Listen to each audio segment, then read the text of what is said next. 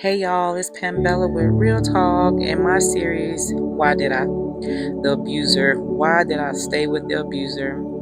Now, let me clarify a few things up before we get into chapter 7 so I can tell y'all some exclusive things that I did face with this man that I did not mention. And, I would just want to clarify some things to, give you something more exclusive and more detail about other things that were happening. I can remember one time, we had to move out of our house. We had moved into a house and we stayed there maybe like a year or so, something like that. And as you know, we're over there arguing, we're fighting, we're going back and forth. He don't want to pay rent, he getting mad. He don't want to pay rent, he don't want to pay no more bills. I'm doing my CNA. I would do a lot of doubles and everything, and I would make that money. And he saw that I was making money, so he felt like I had to pay more of bills. He had a good job. He had a great job. He made good money. But I can remember one time when I came to him and I was like, hey, the rent due. You got to put your half in on it. I think our rent was like $850 back in 2003 or something like that. We had found a 3-bedroom, 2-bath for $850 in Pinellas Park. So, we moved into the house. When it came time to pay rent, I can remember one time when I asked him for the money, and he just got all raging and just going off like, I gotta get my money up. I got stuff I got to do. Okay, well, obviously you're not doing what you need to do with your money. I can remember when this man went in his pocket, he pulled out a wad of money, he threw the money, hit me in my face with the money, y'all. Like, that's just so disrespect, and those are things that I've always kept on my brain, because how can you do that to a woman? And if is there anybody else out there that's getting mistreated, y'all better nip that in the bud, because it's not gonna stop. It's not gonna stop. That's not the only thing that he's done to me. This man done kicked me. He done spit on me.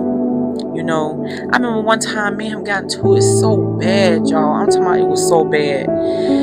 I ran outside. I remember running outside, and I jumped on top of his expedition. He had an expedition truck. And I jumped on the hood of it because I couldn't get in. He had the keys. So when I jumped on the top of it, I ended up jumping up way on the top where you tie down like bicycles or something like that. I got way up there. He hurried and jumped in that truck, y'all.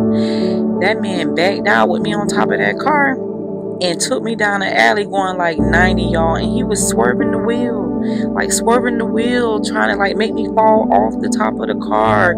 See, this is what I'm saying, y'all. This the things that I went through with this man. He could have killed me long time ago. That's why I say, if y'all with somebody that's treating y'all like crap, leave, because in the end he gonna try to hurt you. He gonna try to hurt you bad.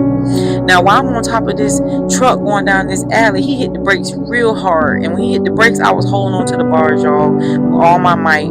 As soon as he hit the brakes, he jumped out the car, grabbed me by my legs, snatched me off the top of the truck. Y'all, I can remember falling down in the driver door, down in the crease of it. I had to hit my arm. I was crying. I thought he was going to start kicking me or doing something. He's like, get in the car, get in the car, get in the truck, get in the truck. So I'm getting in the truck. I crawled through the driver's side over to the passenger side. He wouldn't even let me walk over on the other side of the truck to get in. He wanted me to climb through. So I'm hurting, climbing across the center console. My ribs hurting, everything hurting, y'all. So we get in the truck. I can remember us driving across the railroad tracks. We was on in St. Petersburg. We was going across the railroad tracks out on 16th Street. And his mom stayed in some apartments over there. So he went over there real quick. He didn't even go back to the house. He went over there real quick, and then he whipped the truck up in the parking lot. It was a church behind the apartments. And come to find out, his mom apartment was right there, like her sliding glass door. And the sliding glass door was right there. And I remember him getting out of the truck, and he came around the truck, and he opened up the door, and all I know is he just started choking me, y'all. He choked the shit out of me, like I was screaming. Somehow his brother was home, and I don't know if he was back there smoking a cigarette or something, but if he was, thank God, because he came running over there. All I know is I remember somebody grabbing him up off of me. I don't know who it was, but it was his brother. He came and grabbed him off of me, and when I got up out that truck, I was crying. I couldn't breathe. And I was just like gasping for air. I was just leaning down, and he was just grabbing his brother, like, leave her alone, leave her alone, leave her alone. He's like, no, I'm gonna kill this bitch. I'm gonna kill this bitch. Like, I'm like, what are you doing? Why are you doing this to me? What have I done to you? And y'all, all I can remember is that I leaned up, and as I leaned up to try to like just take a breath, this man ran over, y'all, and punched me in my damn forehead. I'm talking about, he punched me so hard. I fell down on the ground, y'all. Like, he was just trying to do the most to me, you know.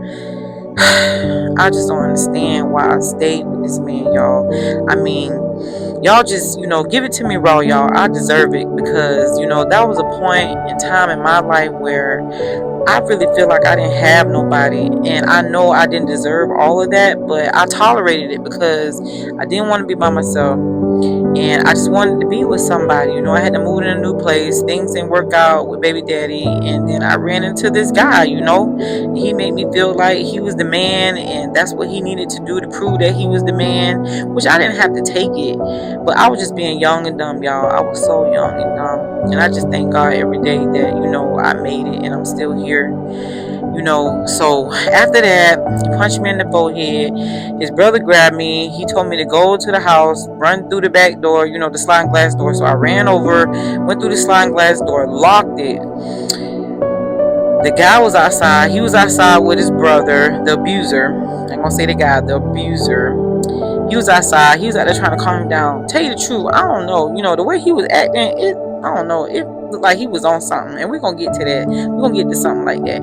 But it looked like he was on something. Like, he was just looking for something to do. Like, he just wanted to fight me.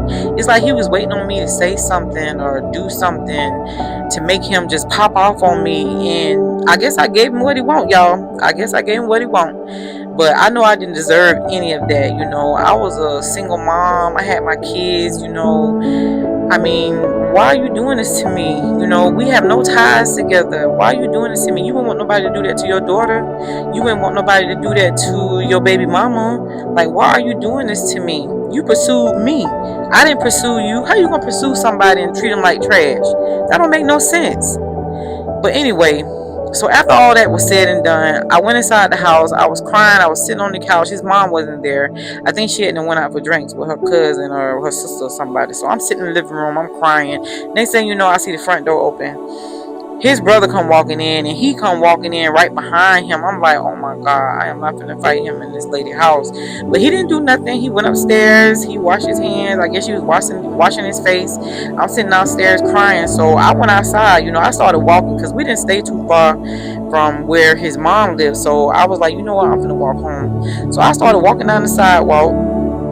All I heard was somebody talking about something. Come here. And I'm like looking back, and it's him. I'm like, oh my God, what do you want? I was like, what you want? He was like, come here, you ain't walking down that road, I'm gonna take you home. I'm like, I don't even want to ride with you, man. Not with that stunt you just pulled me on top of the car. I jumped up there because I was trying to get away from him, but for him to even jump in there and put my life in danger like that, and I got kids, like, I just don't understand. But those are some of the things that I went through with him, y'all. Like, it's more to it. I'm gonna give it to y'all. I'm gonna give it to y'all uncut. I'm gonna give it to y'all raw. I promise you, I'm gonna tell y'all everything that happened with this guy. The abuser, like, he really put me through it. And this is the one that I stayed with for 11 years, y'all. That's why, I gotta skip over things, and I gotta come back and explain things. But I'm gonna say this again. When you fall in love, it brings lives, and lives bring lessons. I'm gonna keep it real with y'all. This is real talk. We got scene 8 coming up. Y'all stick with me. Chapter 8 coming up.